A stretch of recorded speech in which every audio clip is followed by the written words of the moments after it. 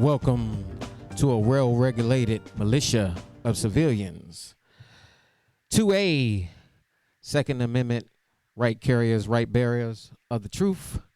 And today's discussion, obviously, we're going to do some discussions on firearm safety. So we're going to go over, we're not going to be in our dojo today, but we're going to go over to basically our firearm safety board. And we're going to bring a couple of pointers up. What's known as my CSV, which is common sense variables. We'll cover those points over some of our talking points, and we're gonna get right started. We'll give you a couple of demonstrations, throughout the process as we elaborate on some of the concepts that we are talking about. And these things have gone down the history. Basically, in the books, they've been upheld and also failed by both the greatest and the worst. Needless to say, we're going to see a little bit of that later on in the video, and not classifying anybody specifically like the greatest or the worst. But the best thing is you need to have some rules that you abide by yourself to keep your environment, your atmosphere safe when it comes to firearm safety and so forth. So we'll start off with some of the basics. Key point, always treat the gun as if it's loaded. And in this next demonstration, let's just say you're going to pretty much experience why. At some point, the customer, who was a left-handed shooter, reached for his pocket and went to pull out a firearm. Staff member told him not to do it. He says the customer didn't listen, accidentally shooting his handgun at the ground, leaving behind this bullet hole. And again, that's why we always treat the gun as if it's loaded. Because you never know. I mean, accidents can happen to anybody. And so you always want to be in a situation awareness of everything. We're going to cover some more points down the line. So I'm not going to rush to it because I can comment a whole lot just on that first segment alone. But you'll see why we have some other aspects going down there.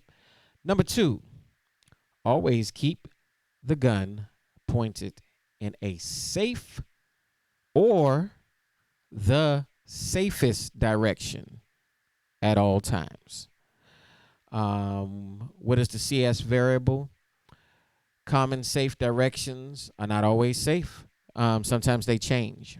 So those variables will change depending on your environment.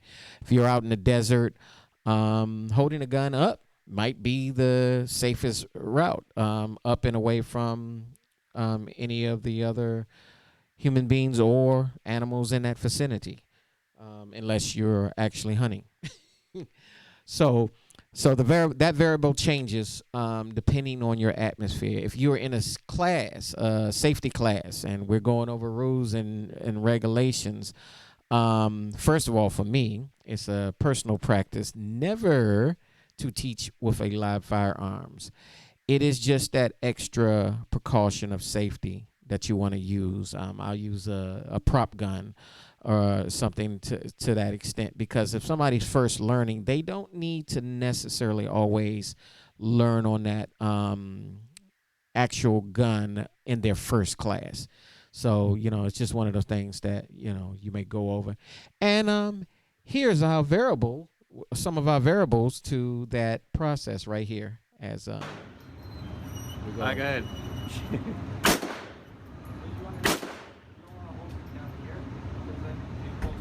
Oh, no, back that way. And as you see, the young lady there didn't necessarily Pops didn't teach her what he should have taught her, like beforehand, like before placing that gun in her hand.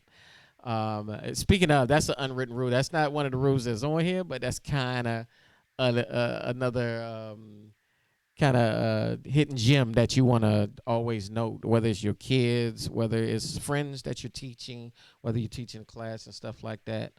I would not immediately give a live firearm or even a dry firearm right off the bat to teach them, that type of safety that they should be in. And here we go. That was the novice, and we're gonna go to the professional instructor Shocking process discovery from our Call point. 6 investigators. It stems from this video. An Indiana police chief accidentally shooting himself. The cause? Something you would never expect. I've been in business 34 years, and this is the first time that has happened or I've seen it happen. At 10:20:39, David looked at a .380 automatic. At 10:21:15, he pulled out his Glock 23 to compare it with the gun that caught his eye. After he put his Glock back in his holster, watch as he tugs on his jacket. Within seconds, his gun accidentally goes off. In slow motion, you can see the brief flash as the bullet strikes his body. He just happens to be in his 7th year as the Connorsville police chief. I was embarrassed and humiliated. Hello, law enforcement. So as you see, these are why these points can be very serious, whether you're a novice or advanced. It's always that moment that you're in the moment, caught up doing something or maybe paying attention to something. Personally, even for law enforcement, that particular rule where he was, it usually goes without saying. Most gun stores do not want you to pull out your live firearms at all in that atmosphere, just because of circumstances like so. All right, number 3 down that list. Always keep your finger straight and off the trigger until you're ready to shoot.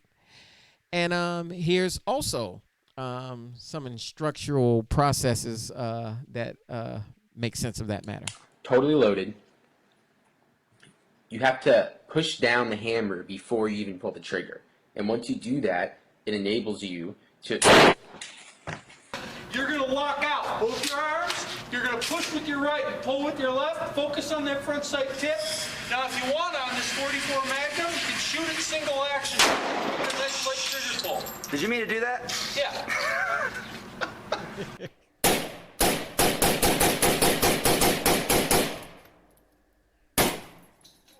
Oh, that was smart.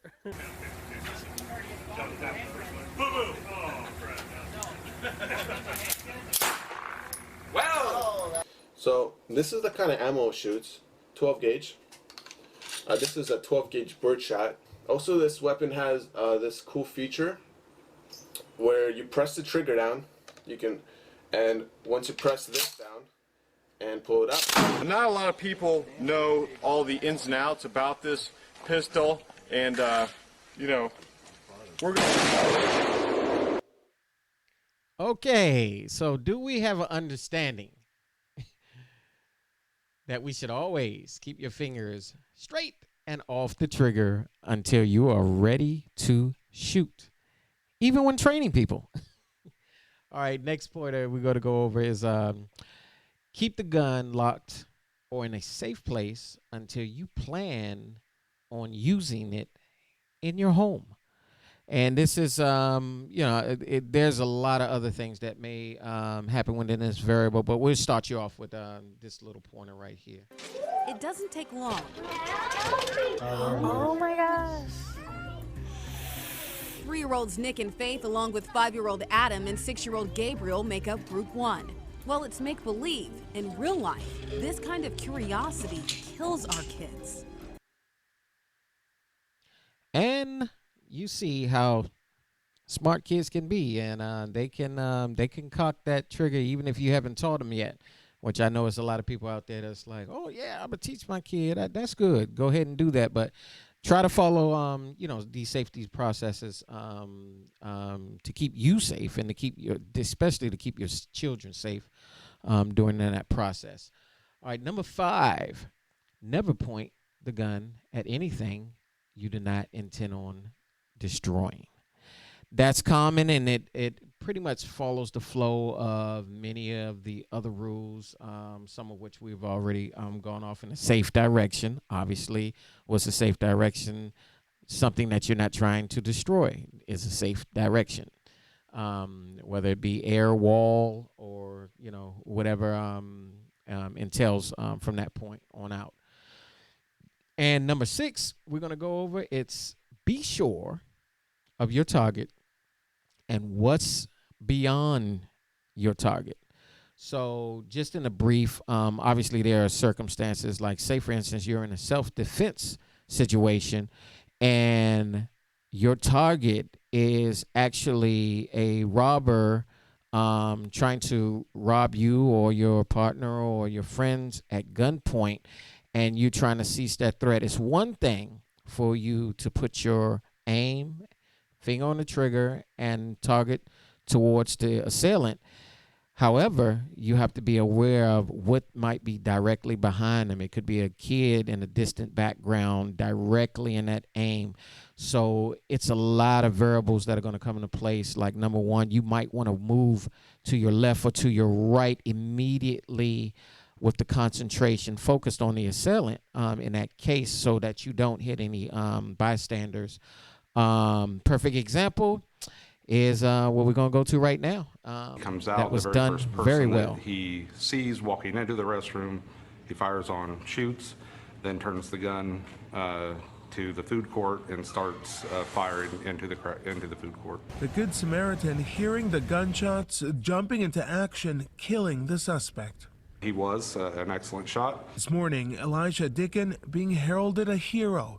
Dicken's attorney telling ABC News in a statement he is a true American hero who saved countless lives during a horrific event that could have been so much worse if not for Eli's courage, preparedness, and willingness to protect others. And again, saved countless lives without risking another life in the process of doing so. By the way, great shot. Civilian. Well-regulated civilian, and that's why we represent the name. Second Amendment 2A, well-regulated militia of civilians, because that's who the militia is, the civilians. Okay, so number 7, no video points, but learn the mechanical and handling characteristics of the gun you are using. Now, this is applicable per gun, per individual, to what you're doing. Obviously, it doesn't matter if you're novice or you're expert. When you get a new gun that you have not used, you might have experience with many other guns, but the safety features may be very different.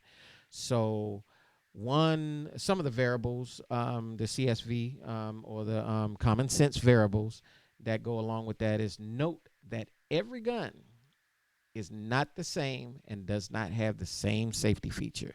So one gun, you might have access with special licensing to fully automatic rifles, and you may have a semi in your hand, or vice versa. You may have a fully automatic in your hand, and you're used to running the semi-automatics because of where you're normally at in practice with them, or being able to use them, and you might think that that extra notch is a safety instead of going full automatic versus semi-automatic within your safety levers.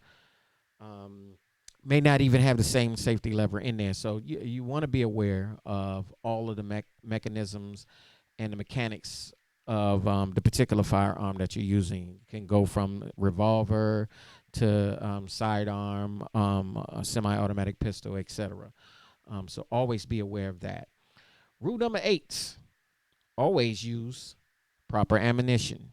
Now, this is something that a lot of people don't commonly think, and it can go a number of routes. Some of the CSVs, or the common sense variables, some ammunition may have a more dangerous effect than the recommended ammunition that was recommended for that firearms. Ergo, use the utmost caution with ammunition selection in regards to safety and proper firearms function.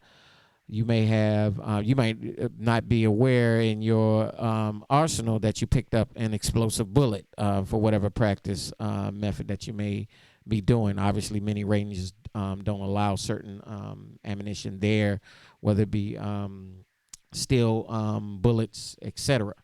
So, or tracers, the whole 9 yards. Tracers could possibly cause a fire at somewhere. So, be aware of the ammunition that you're using per the side piece, the firearm, the rifle, etc. Whatever you're using, and use caution. And always separate that understanding between each one. Another situation that you can get into, for an example, some firearms like a 300 Blackout has supersonic and subsonic, and it's not that each one may have just a different feature than the other, but when you're running the subsonics, you may get a less gas pull out of that. So if you don't have an adjustable gas notch to compensate for that, there goes a possible defect or misfire in your firearms when it comes to that type of processing. All right. Number 9, be sure the barrel is clear of obstructions before loading and shooting your firearm. This is typically one of those first notes that you want to take here when we say you're at the range. Say you're it really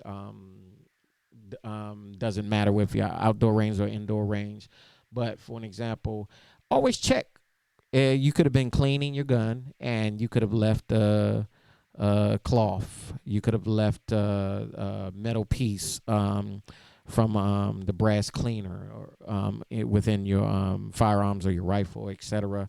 And that could put you or your loved ones at risk if you do not check those things. You know, you might call yourself being a neat freak or something, and you know you're always cleaning your gun, keeping it polished, and you forget cleaning stuff inside of the gun in the wrong place, and that could cause misfires or a damaging fire process or backfire.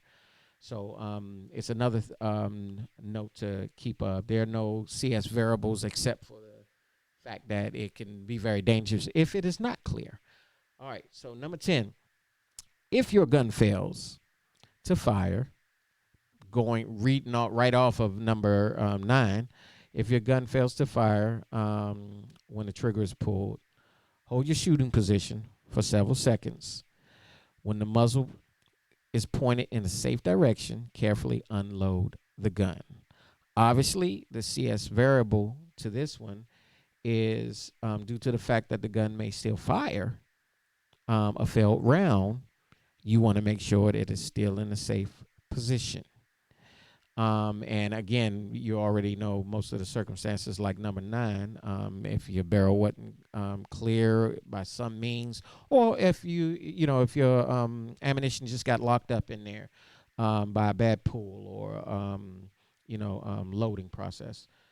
So just be aware of those things as it goes on. And we'll go to number 11. Do not or don't rely on the gun's safety to keep it from firing. Kind of goes hand in hand again with the other 2 pointers that we just talked at.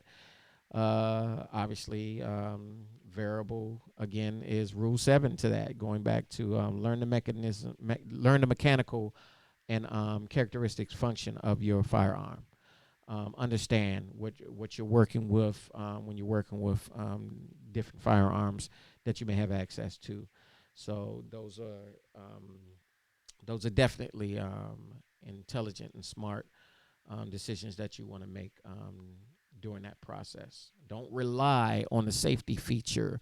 Again, you may have your firearm in safety pending a self-defense situation at your house or something like that, and obviously you want to know that you are the safest safety feature of that firearm, of the operation of that firearm.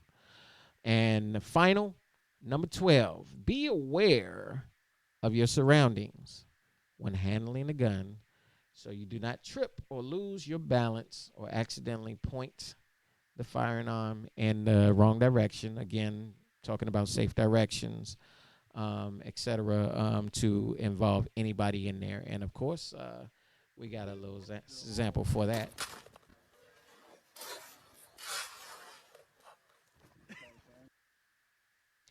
Yeah, so you want to keep that understanding very clear. All right, so that's pretty much our discussion today on this podcast. And till next time, we got a couple of things in the future in store for you guys. Again, we have an interview by William Kirk of Washington Gun Law, which is on December the 7th, coming up in about a week's time, on some Q&A, some questions and answers pertaining to our Second Amendment right, which we represent very well. And speaking of that, peace out, and keep in mind, The Second Amendment of the Constitution states that a well-regulated militia, being necessary for the security of a free state, the right of the people to keep and bear arms shall not be infringed. Yes.